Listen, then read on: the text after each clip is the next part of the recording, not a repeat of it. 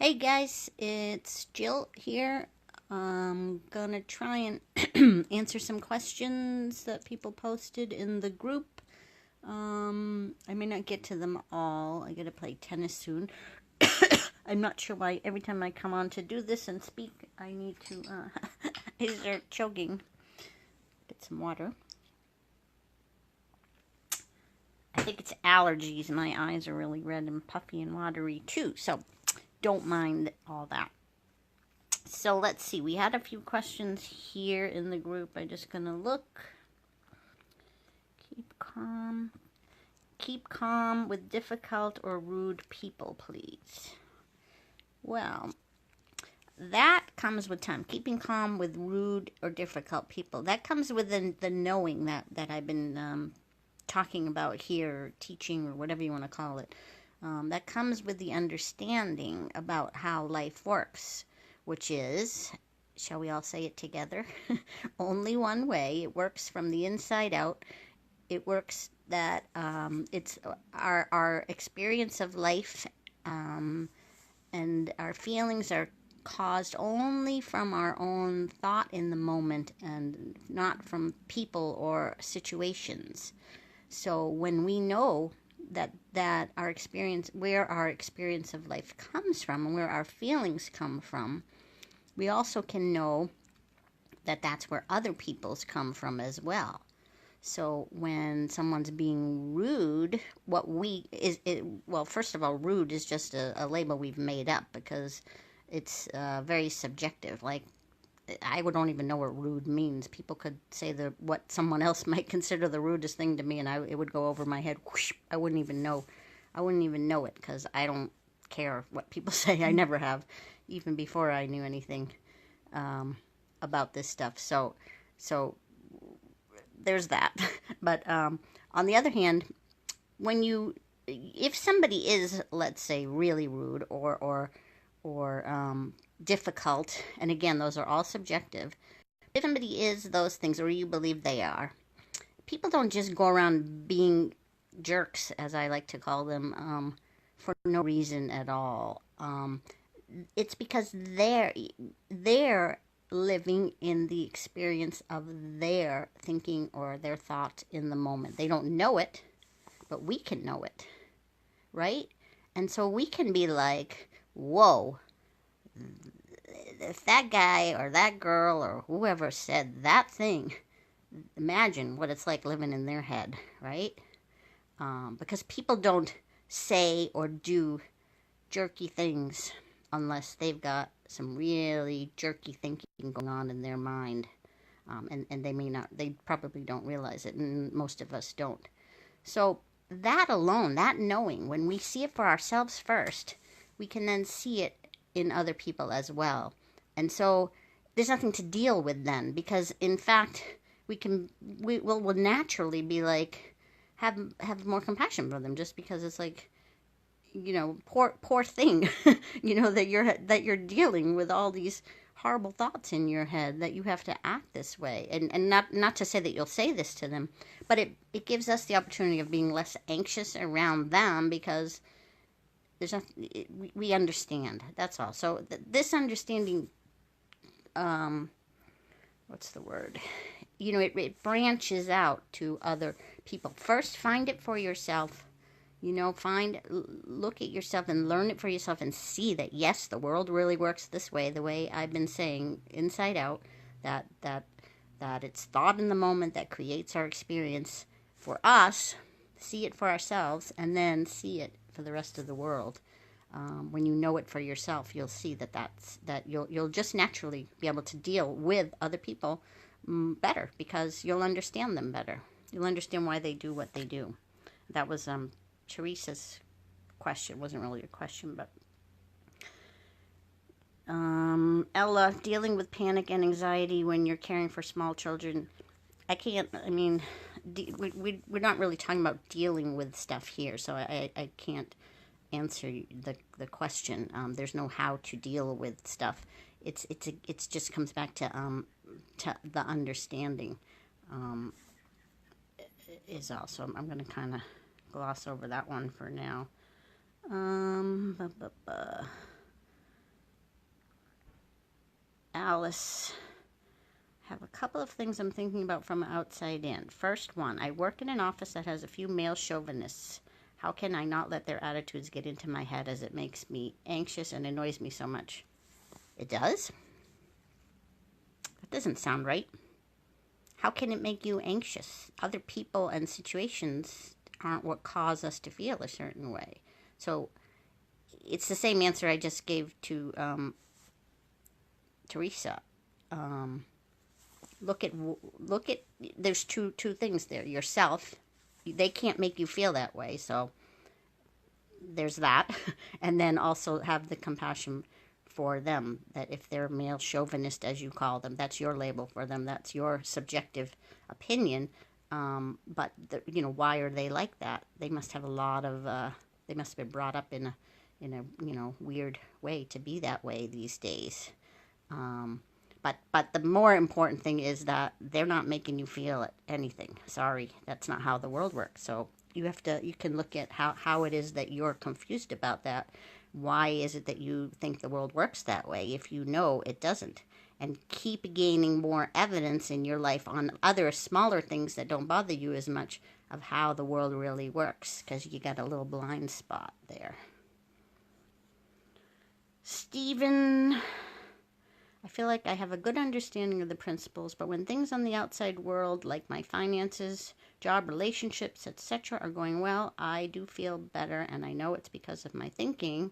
But when things are a little bit, a bit shit, my anxiety goes through the roof. Like today at work, I literally wanted to run out and go home. I didn't. Is it a case of changing your thinking and kind of pretending things are okay when in fact they're not? No, it's not at all about that. Nothing to do with changing your thinking. Absolutely not. You can put that out of your mind. And what you said, like that you feel better when the world's going better and you feel shit when it's not. Me too. That's how the world is supposed to look and feel, and that's the illusion. That's the illusion we live in. And I feel the same way when everything's great. It's like, yeah, this is easy, sure. Nothing, it's my thoughts that create my feelings.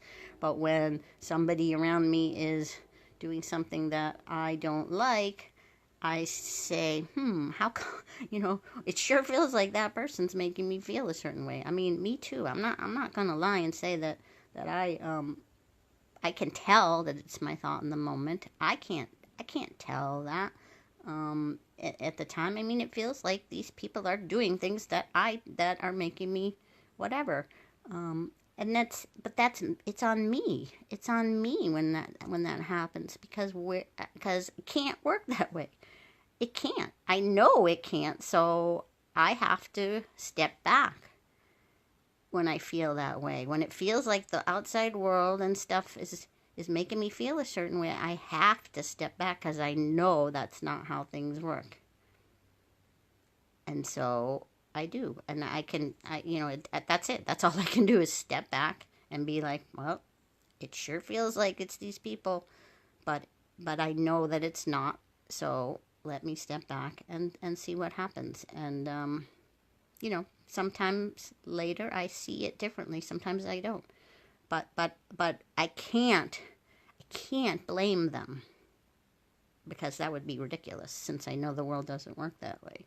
So looking towards myself always, being able to look inside is it takes courage, because we don't like to do that. But being able to see where it's my thinking, and most of the time it's my old conditioning, as we talked about before. It's some insecurity of mine that I'm pinning on those other people that are making me feel that way. It's some kind of deep thing, or I'm not, it's some situation I'm feeling out of control with, that I'm not able to control, and I want to, which is silly too, because I can't control any situation. But it always comes back to me, and that's where we have to look. Not in a way to beat ourselves up, but just to see, how is this coming from me? And it always does. It's an insecurity. It's something inside of us that we're insecure about, and we're we're projecting it outward onto the world and to other people, and then we're blaming them for our feelings. And it knowing that it 100% cannot work that way is helpful, because we can't be a victim then anymore. Not nobody, like it's a great thing. It sounds like scary or whatever that it's coming from us, but it's a great thing, because we can't be a victim anymore. Nobody can touch us psychologically. Nobody can hurt us psychologically. They can hurt us physically. I'm not saying that physical stuff doesn't happen, but psychologically nobody can touch us, and that's really, really hopeful, good news. What time is it? Okay, I got a few more minutes. Anxiety at night, keeping you awake, dealing with unhelpful thoughts at night. I don't know. We don't have to deal with thoughts. That's the beauty of this. They're just thoughts. Thoughts. We have unhelpful thoughts all day long, hundreds and thousands of them all day long. And if we listen to every single one of them, I could see where we'd be a basket case, for sure. But the great thing about thoughts are they come and go, always, constantly. No one thought is ever there for very long. It feels like it, but it's actually that same thought coming again and again and again. Other thoughts come in between, and then that same thought comes up again. But we never have the same thought constantly. I don't think that's the way thoughts work, as far as I know. I could be wrong about that. But my understanding is that thoughts are like waves. They're just coming in. New ones coming in, old ones going out. New ones coming in, old ones coming out. They can be the same or similar, that's for sure. But so there's nothing to deal with. They just come and go.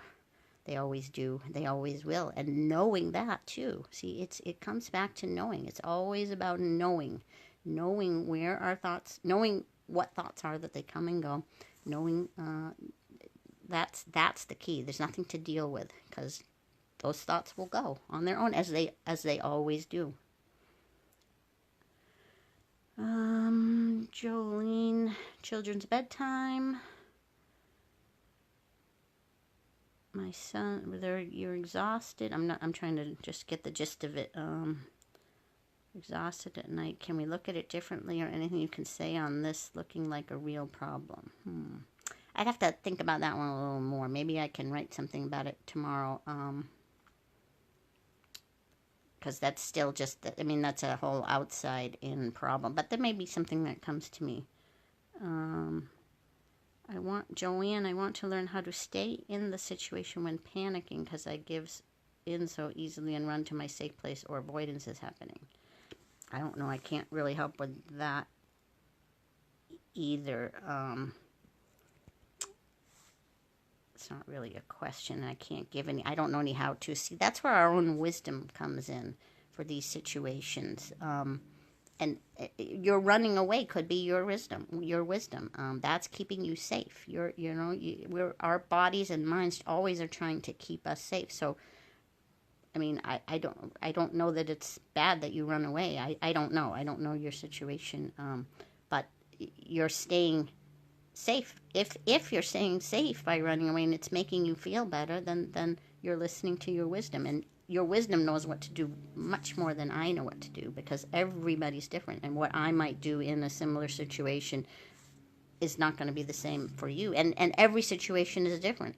Your wisdom may tell you to run away one day, another day it may tell you to stick it out, or do something else, or say something to someone. It's again, as I say in every video, being aware of, just being aware. If you're aware and your wisdom says run, then run. If your wisdom says stay, then stay. Listening to that, being aware of what your wisdom's telling you to do, even if it seems like it's the weird or wrong thing to do. Unless you're actually like harming someone else, or yourself, it's probably not the right thing to do in that moment. But being aware and listening, being inside, going inside and seeing beyond just thought in the moment. I think that's going to be it for today. We had a lot of people on here, so hi everyone. Thanks for joining us. I will go back and look at questions and answer other stuff tomorrow. Maybe I'll do another one in the morning tomorrow if I can, and I will see you then. Bye.